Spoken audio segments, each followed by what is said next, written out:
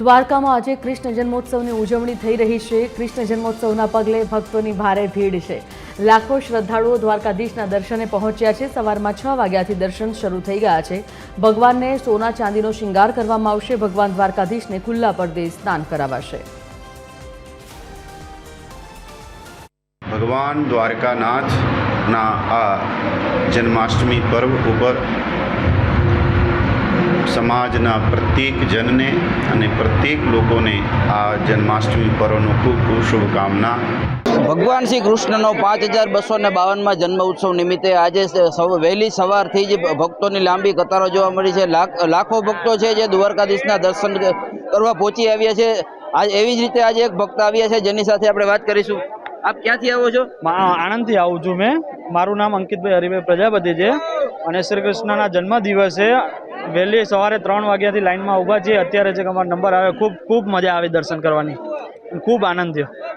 જેવી રીતે આપણે જોયું એ જ રીતે આપણી સાથે બીજા એક ભક્ત પણ આવ્યા છે। ક્યાંથી આવો છો ભાઈ તમે? હું ભાવનગરથી આવું છું। મારું નામ ગોયલ દર્શન છે। અહીંયા તો ભક્તોના ટોળા ઉમટ્યા હોય એવું લાગે છે। આજે આપણે જોયું તો જે ભક્તો છે તે પણ ગ્વાલ સ્વરૂપે આવે છે કે એ પણ ભગવાન શ્રી કૃષ્ણ સાથે નાનપણની વાતો સાંભળવા, નાનપણની જેમ રમવા આવી રહ્યા છે તેવું લાગી રહ્યું છે। વહેલી સવારે 3 વાગ્યાથી જે ભક્તો લાઈનમાં ઊભા છે, લાખો ભક્તો છે જે દ્વારકાધીશના રંગે રંગાવા આવી ચૂક્યા છે, દ્વારકાધીશના દર્શન કરવા આવી ચૂક્યા છે। 5252માં જન્મોત્સવ નિમિત્તે વહેલી સવારે 6 વાગ્યે મંગળા આરતી ચાલુ થઈ, ત્યારબાદ બપોરે 12 વાગ્યે છે જે ભગવાનને અહીંયા દ્વારકામાં જે ભગવાન દ્વારકાધીશ છે જે રાજા સ્વરૂપે બિરાજે છે, તેથી ભગવાન દ્વારકાધીશને બપોરે 12 વાગ્યાના સમયે જે રાજભોગ ધરવામાં આવશે। ત્યારબાદ અલગ અલગ કાર્યક્રમો છે અને રાત્રે 12 વાગ્યાના બરાબર 12 વાગ્યે ભગવાન શ્રી કૃષ્ણનો જન્મ ઉત્સવ રંગે ચંગે ઉજવવામાં આવશે। કુશાલ ગોકાણી, દેવભૂમિ દ્વારકા, TV13 ગુજરાતી। દેવભૂમિ દ્વારકામાં રૂક્ષ્મણી મંદિરે જન્માષ્ટમીની ઉજવણી થઈ। મંદિર ખાતે ભક્તોની ભારે ભીડ ઉમટી પડી હતી। રૂકમણીજીના દર્શન કરીને યાત્રા પૂર્ણ થાય તેવી માન્યતા છે। દૂર દૂરથી આવતા ભક્તો મંદિરમાં રાસ ગરબા રમે છે। મંદિર પરિસર નંદ ઘેર આનંદ ભયોના નાદથી ગુંજી ઉઠે છે।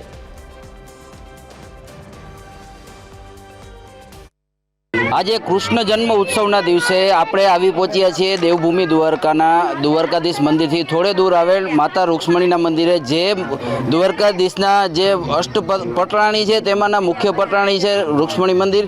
આ રૂક્ષ્મણી મંદિરના મહત્વ વિશે આપણે અહીંના સ્થાનિક પૂજારી સાથે વાતચીત કરીશું। જી, આ રૂક્ષ્મણી મંદિરનું શું મુખ્ય મહત્વ છે? બોલો રૂક્ષ્મણી માતા કી જય, દ્વારિકાધીશ કી જય, કૃષ્ણ રૂક્મણી માતા કી જય। રૂક્ષ્મણી દેવી શ્રી કૃષ્ણ ભગવાનના અષ્ટ રાણીઓમાં આ શ્રેષ્ઠ રાણી છે રૂક્ષ્મણીજી, અને રૂક્ષ્મણીજી જ લક્ષ્મીજીના અવતાર છે। ને રૂક્ષ્મણી માતા ધર્મરાજ ભીષ્મકના દીકરી, विदर्भ देश न कन्या, जहाँ से कृष्ण जी रुक्मणी जी को हरण करके द्वारिका में लाए। दोनों का कृष्ण रुक्मणी जी का द्वारिका में चैत्र शुक्ल एकादशी को दिन में विवाह हुआ। 8 रानी में ये श्रेष्ठ रानी है रुक्मणी जी। रुक्मणी जी और कृष्ण जी का विवाह के बाद ऋषि दुर्वासा जी भगवान को कुल के गुरु ऋषि थे, जो यहाँ से 50 किलोमीटर दूर पिंडारा गांव आता है, पिंड तारक क्षेत्र, जहाँ भोजन को दुर्वासा जी को न्योता देने गए। ऋषि दुर्वासा जी को जब द्वारिका लेके आते हैं तो आधा मार्ग पर रुक्मणी देवी कृष्ण जी से बोले कि स्वामी आप मुझे जल पिलाएंगे।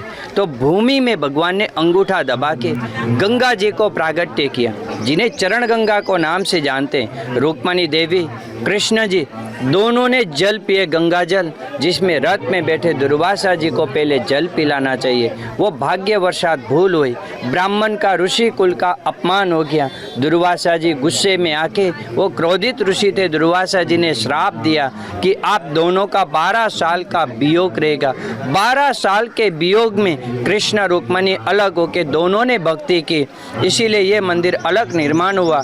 5240 साल पुराना ये मंदिर का आयुष्य बताते हैं। दूसरा नंबर का श्राप दिया कि द्वारिका मोक्ष भूमि में कृष्ण जी सब कुछ मिलेगा, पीने का मीठा पानी नहीं मिले। तो आज भी ये भूमि का पानी खा रहा है। ये मंदिर में आने वाले यात्री लोग 2 कार्य करते हैं, जिसके लिए आप दूर से आते हैं तीर्थ धाम के भीतर में तो द्वारिकाधीश का दर्शन लेते हैं तो वहाँ आधा तीर्थ मानी जाती है। जब माता रुक्मणी देवी का दर्शन करते हैं तब तीर्थ पूरी मानी जाती है, कारण कि ये जगत माता है और वो जगत पिता है। माता पिता का दोनों का दर्शन लेने पर तीर्थ द्वारिका धाम का पूर्ण होता है। ये आदि तीर्थ की अकेली मालकिन है रुक्मणी जी।